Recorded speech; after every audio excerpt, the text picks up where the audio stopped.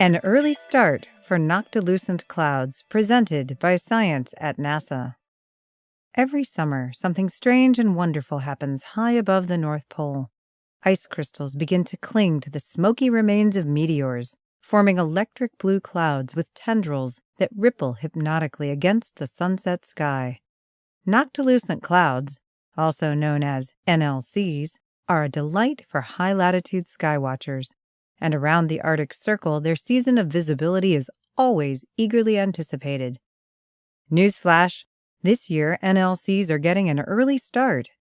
NASA's AIM spacecraft, which is orbiting Earth on a mission to study noctilucent clouds, started seeing them on May 13th. The 2013 season is remarkable because it started in the Northern Hemisphere a week earlier than any other season that AIM has observed, reports Cora Randall of the Laboratory for Atmospheric and Space Physics at the University of Colorado. This is quite possibly earlier than ever before.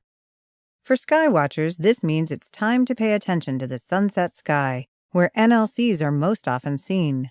An early start could herald brighter clouds and wider visibility than previous years.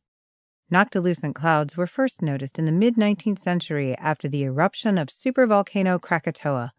Volcanic ash spread through the atmosphere, painting vivid sunsets that mesmerized observers all around the world. That was when the NLCs appeared. At first, people thought they must be some side effect of the volcano, but long after Krakatoa's ash settled, the noctilucent clouds remained. They've been with us ever since, says Randall. Not only that, they're spreading. When AIM was launched in 2007, the underlying cause of NLCs was still unknown. Researchers knew they formed 83 kilometers above Earth's surface where the atmosphere meets the vacuum of space. But that's about all. AIM quickly filled in the gaps. It turns out meteoroids play an important role in the formation of NLCs, explains Hampton University professor James Russell, the principal investigator of AIM. Throughout the year, meteors disintegrate in the upper atmosphere, leaving behind a haze of smoky debris. During summer, when the upper atmosphere is ironically coldest, water molecules waft up from the Earth below and form ice crystals around the meteor smoke. This is what makes noctilucent clouds. Back in the 19th century, NLCs were confined to high latitudes. You had to go to Alaska or Scandinavia to see them.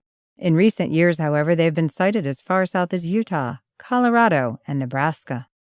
Some researchers believe that the spread of NLCs is a sign of climate change.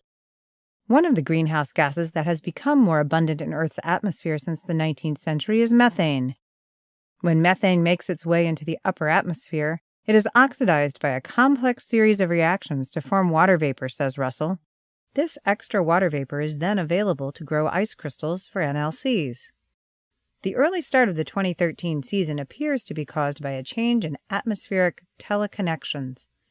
Half a world away from where the northern NLCs are forming, strong winds in the southern stratosphere are altering global circulation patterns, explains Randall. This year, more water vapor is being pushed into the high atmosphere, where NLCs love to form, and the air there is getting colder. All of this has come as an interesting surprise for us, notes Russell. When we launched AIM, our interest was in the clouds themselves, but now NLCs are teaching us about connections between different layers of the atmosphere that operate over great distances.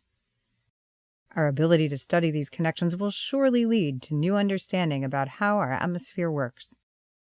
This year, researchers get a head start. Noctilucent clouds are back, earlier than ever. For more news from the edge of space, visit science.nasa.gov.